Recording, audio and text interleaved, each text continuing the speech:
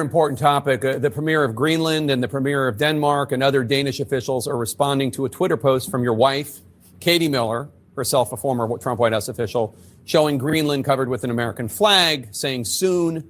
After that was posted, President Trump repeated the claim that the U.S. needs Greenland for national security reasons. The Danish prime minister responded to this in an interview earlier today, as reported by Bloomberg, quote, "I believe one should take the American president seriously when he says it wants Greenland, but I will also make it clear that if the U.S. chooses to attack another NATO country militarily, then everything stops, including NATO, and thus the security that has been established since the end of the Second World War." Can you rule out that the U.S. is ever going to try to take Greenland by force? Well, let me go back a step. The president has been clear for months now, so I know you're treating this as breaking news. By the way, this, of course, is how Trump negotiates. It's how he always negotiates. It's like none of these people have read any of Trump's books. They haven't read Art of the Deal. Trump goes in with the heaviest possible deal, heaviest for the opposing side. And then they meet somewhere in the middle. I mean, that's how negotiations are done. You would never take off the table your heaviest deal. You don't take off the table, we would never use military force, so don't worry about that. That possibility is gone. No. That's very much left on the table, if only as a lever to get to a more favorable position in the final negotiation. The president has been clear for months now that the United States should be the nation that has Greenland as part of our overall security apparatus. The United Right, but States, your wife posted that like hours after the Venezuela operation. That's why it's newly relevant. No, I'll talk with you about it for an hour. I think it's a really important conversation. I just wanted to reset, Jake, by making clear that it has been the formal position of the U.S. government since the beginning of this administration, frankly, going back into the previous Trump administration, that Greenland should be part of the United States. The president has been very clear about that. That is the formal position of the U.S. government. Right, but can you say that military action against Greenland is off the table? It wouldn't be military action against Greenland. The Greenland has a population of 30,000 people, Jake. The real question is, by what right does Denmark assert control over Greenland? What is the basis of their territorial claim? What is their basis of having Greenland as a colony of Denmark? The United States... So I love this part of this interview because he's using the left's own language against them. Isn't colonization bad?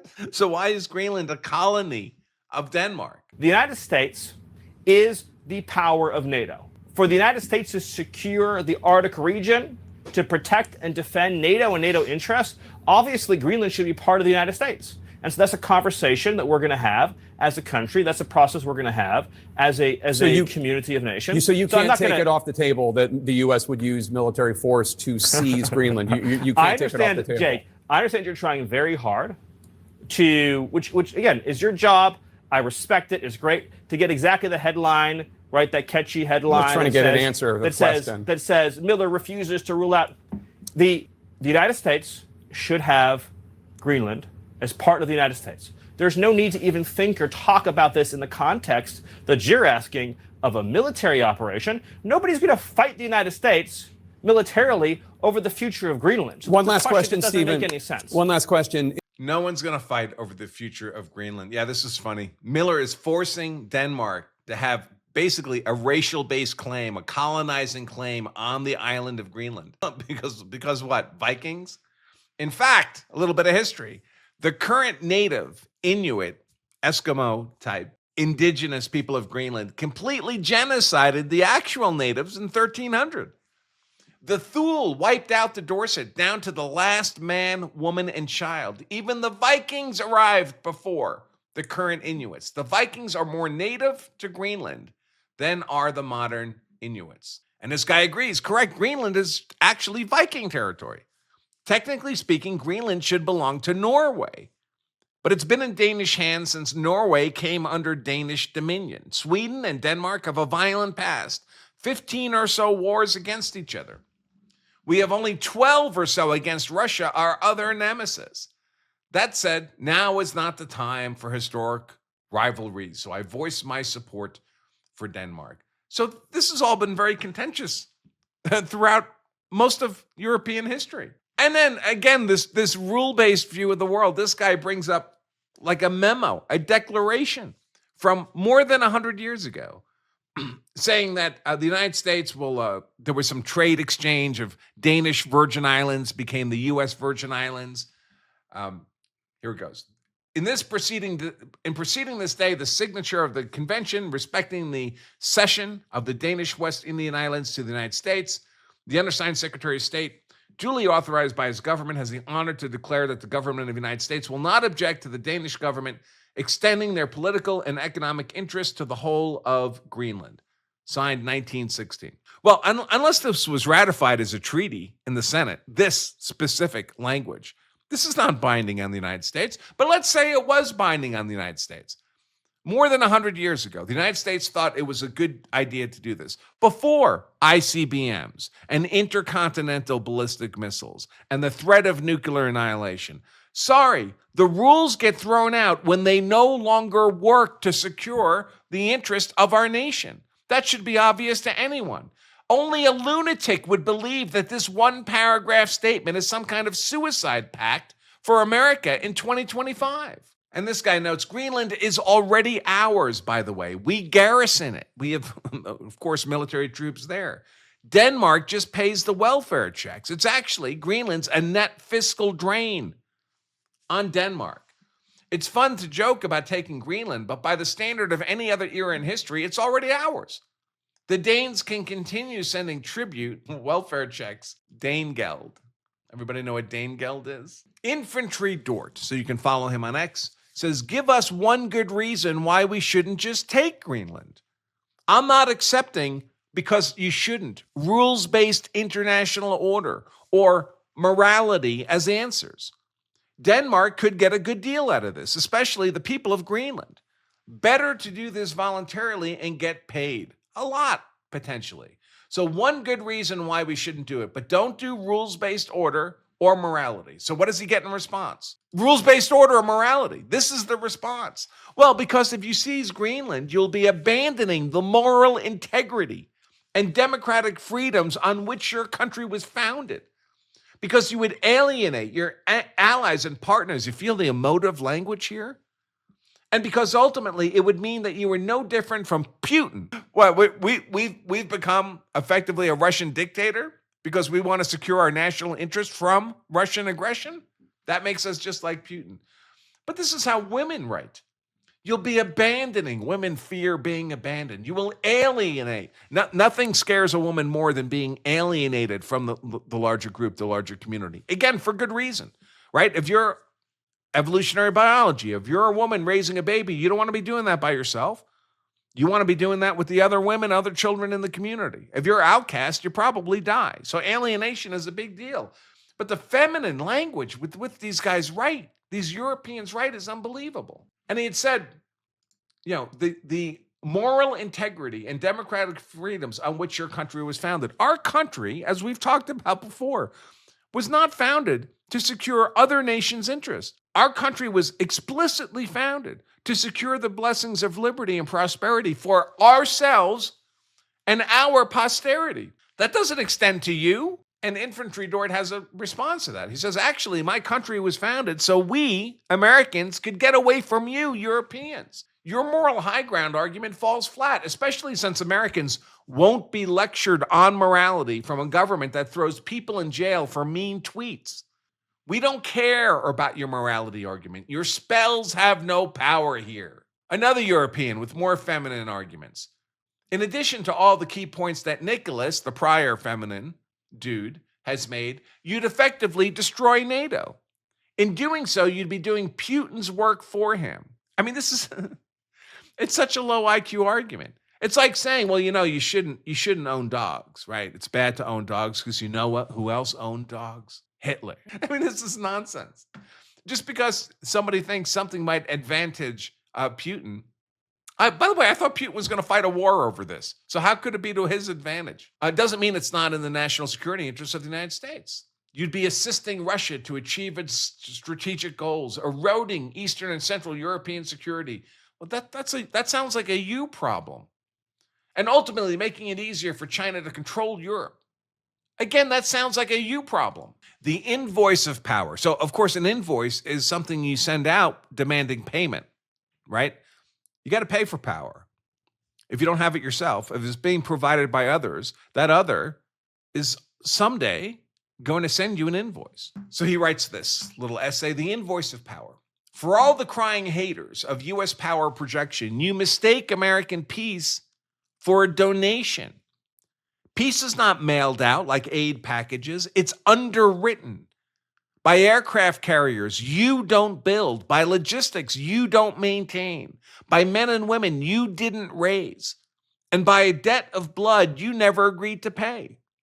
You mortgaged your future and outsourced your security. Now you project morality instead of power and call it sovereignty. You cry foul when America decides the bill is due. When we choose to remove a parasite like Nicolas Maduro from the bloodstream of a hemisphere that we've kept stable for generations, you say it's illegitimate, unfair, it violates the norms. Here's the answer. Norms are written by those who can enforce them. You ask if we think peace is benevolent. No, peace is transactional. The price is alignment, stability, order. If you don't pay it, someone else will, eventually with interest. This is the sickness of the post-war world, a civilization feminized by safety it did not earn, mistaking feelings for force and outrage for deterrence. You boo and hiss about this sovereignty while cheering mass migration, institutional decay, and the slow motion rape of the West. Your moral vocabulary is loud, but your martial vocabulary is empty. So understand this clearly. If you disagree, do something about it. Because your boos mean nothing to a nation that has seen what you applaud. This is a mask-off moment, and Trump is brilliant at orchestrating this. You don't have to respect America. Fear will suffice. And God bless, it's America. Can you imagine if any historical power was in America's position, what we would do with our power? Fortunately for the world, America's not cruel, merely structural. Gravity does not apologize to the weak for pulling them down. Fire does not explain itself to straw. America is strong. You are not. That's not personal.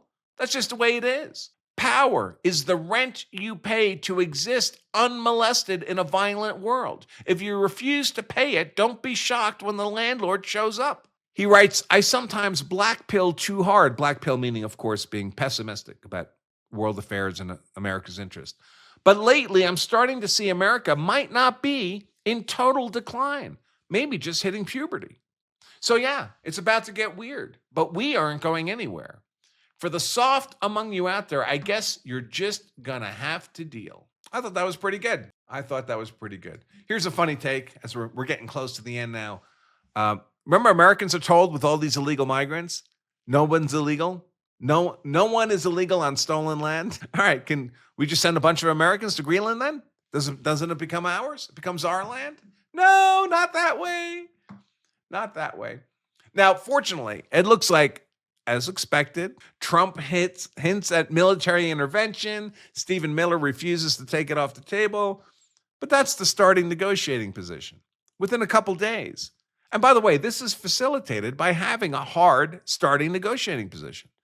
And when Trump says, I don't want to talk about Greenland now, let's talk about them in a month. And then right after he says, yeah, let's talk about them in 20 days. He's setting a clock in their minds. Oh my God, if we don't get something done in that time frame, military action has not been taken off the table. They're explicit about it. So it puts pressure to get to a more reasonable deal more quickly instead of things dragging out for years, as the Europeans love to do. So this report, the U.S. administration is developing a draft agreement with Greenland that could be offered directly to the island's authorities, meaning not to Denmark. The proposal involves a free association agreement, a framework in which the United States provides funding and guarantees improvements in living standards, while the partner hands over defense matters to Washington, retaining internal self-government. So Greenland would retain internal self-government.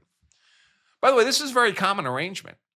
This kind of arrangement where a sovereign territory maintains internal governance, but hands over foreign policy affairs. This is what the Soviet Union was, for example. This is what the U.S. states are, right? Each of the U.S. states governs its own internal affairs and has zero role in American foreign policy.